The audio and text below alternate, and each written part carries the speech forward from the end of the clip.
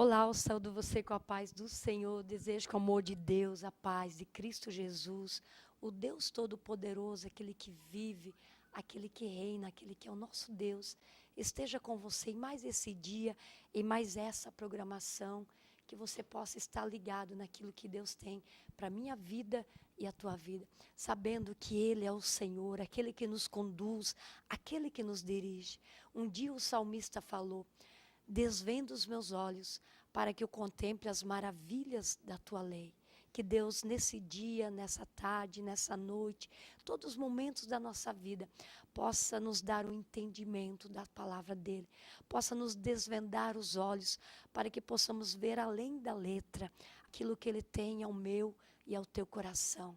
E eu desejo que esses minutos que aqui estamos, possamos juntos buscar conhecer mais de Deus, nos aproximar desse Deus que é santo, maravilhoso e tremendo. Esse Deus que a cada dia tem novas coisas para revelar na minha e na tua vida.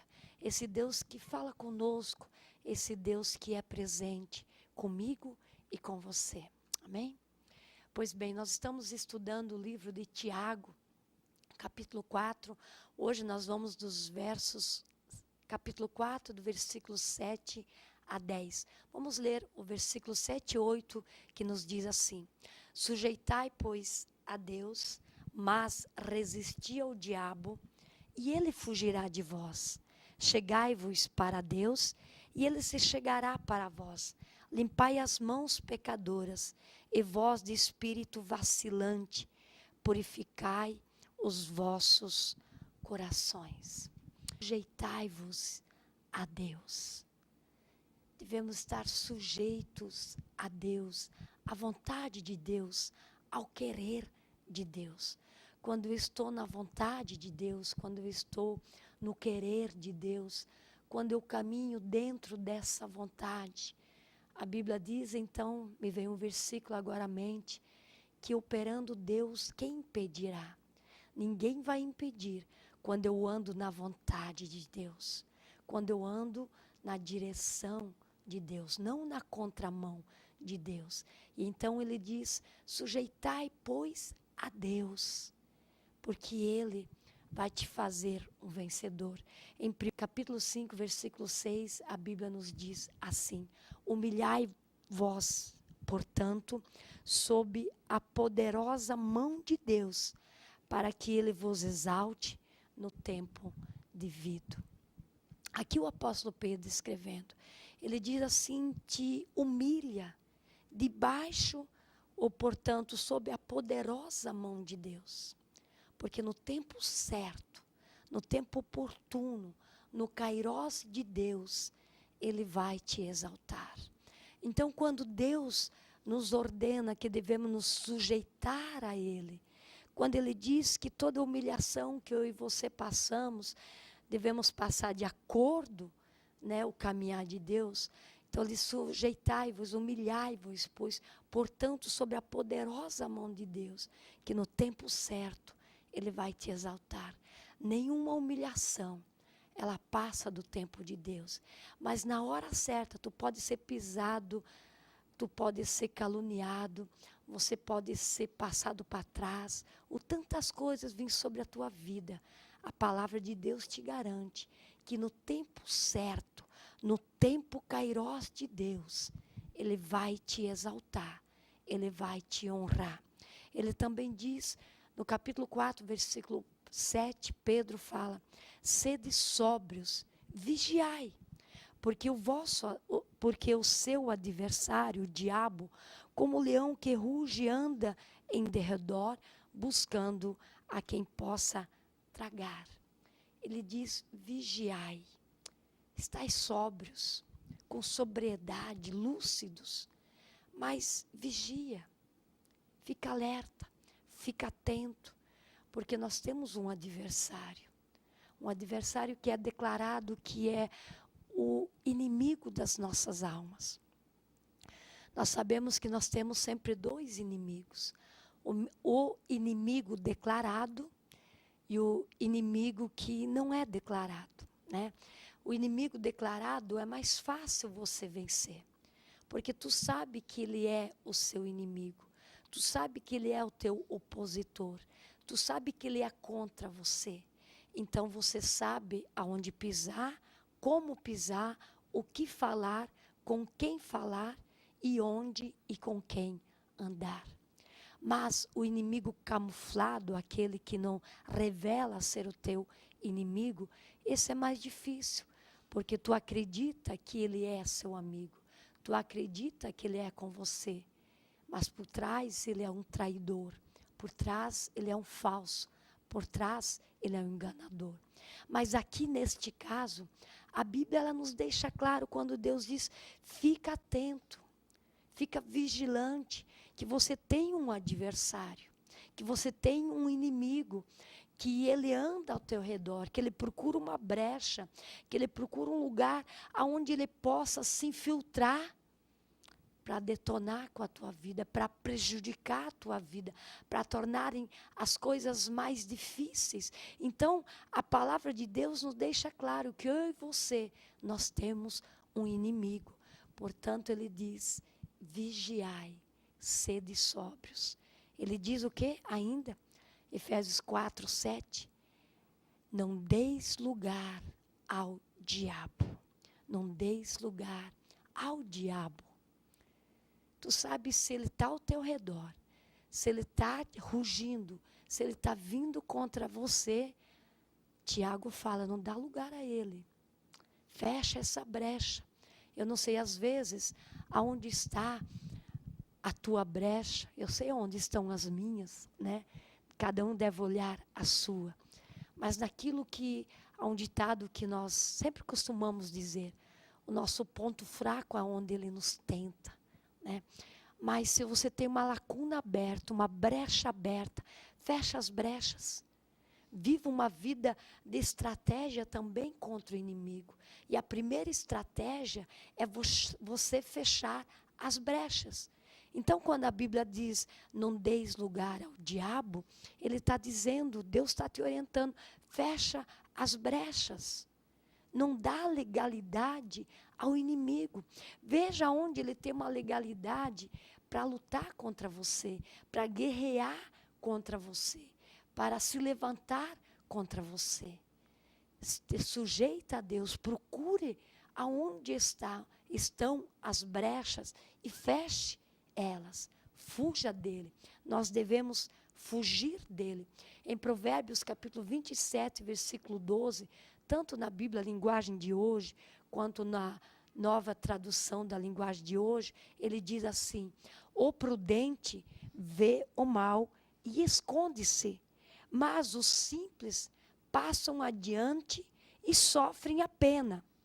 Na nova tradução diz, o homem sensato vê o perigo e se esconde, mas o insensato vai em frente e acaba mal.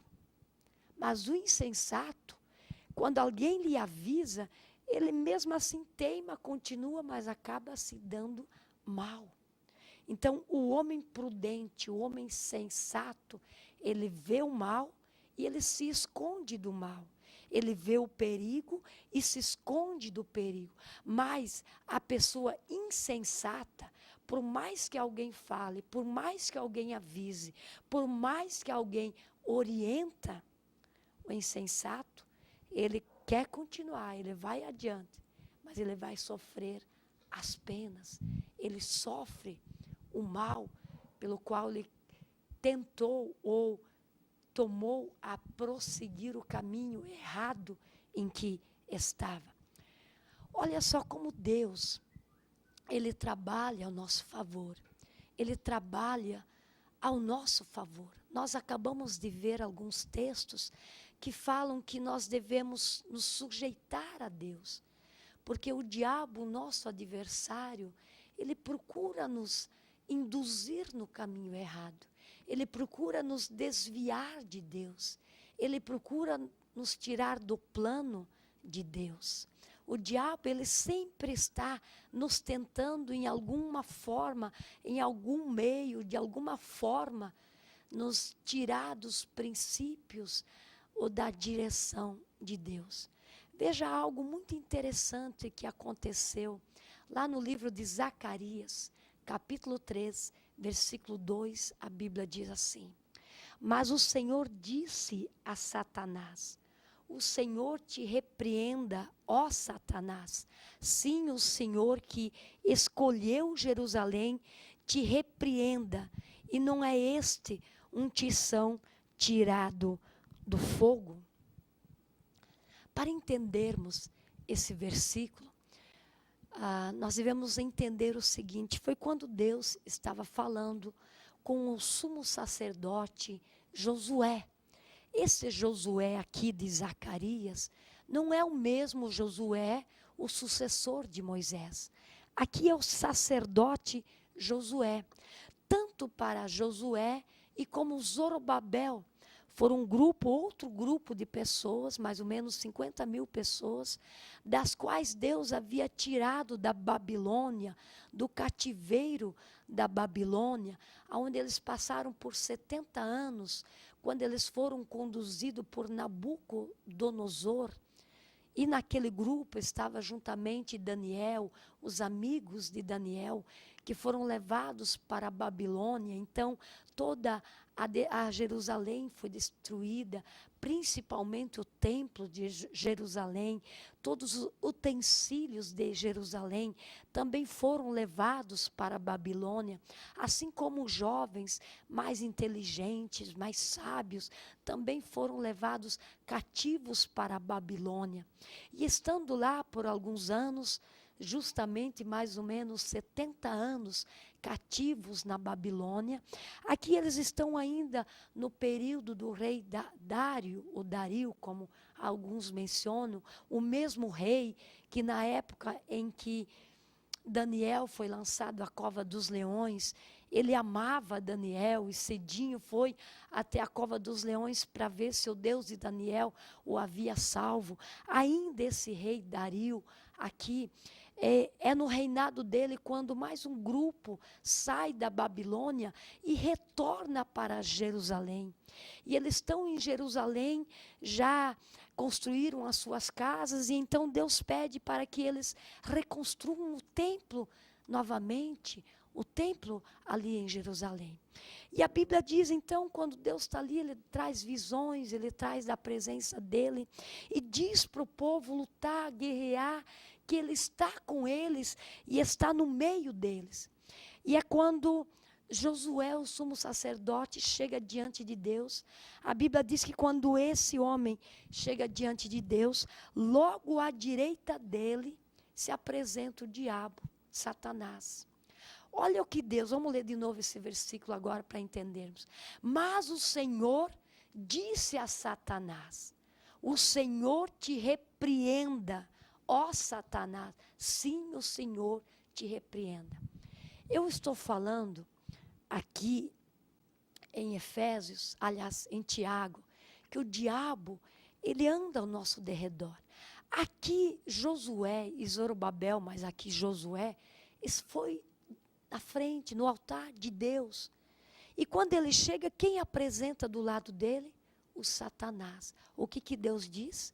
O Senhor te repreenda. Esse é um homem que eu tirei como um tição do fogo.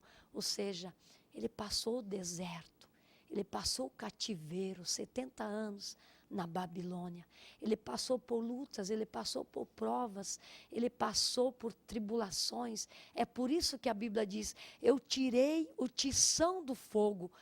Quem era o tição? Estava se referindo a Josué.